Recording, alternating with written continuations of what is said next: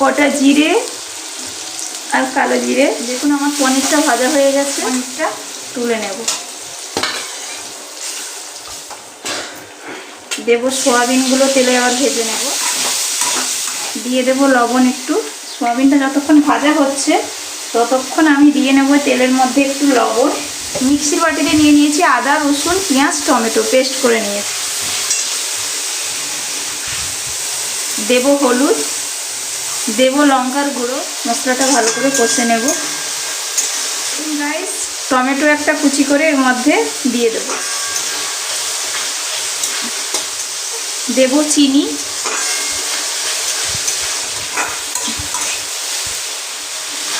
মশলাটা প্রায় কষা হয়ে গেছে।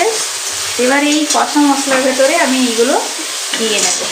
দেখুন গাইস, প্রায় হয়ে এসেছে, কষা আমার হয়ে গেছে। দিয়ে দেব জল। দেখুন গাইস, দিয়ে দিয়েছি জল। ঢাকা দিয়ে 5 মিনিট গ্যাস সিম করে রেখে দেব। দেখুন গাইস, রেডি হয়ে গেছে আমার পনির সোয়াবিনটা। আমি এবারে নামিয়ে নেব। একটু ঘি আর গরম মশলার গুঁড়ো দিলেই রেডি আমার পনির। হ্যালো গাইস, দেখুন রেডি হয়ে গেছে আমার খাওয়ার। কেমন হয়েছে আপনারা কমেন্টে জানাবেন। লাইক করবেন আর কমেন্ট করবেন আর সাবস্ক্রাইব করবেন। টাটা।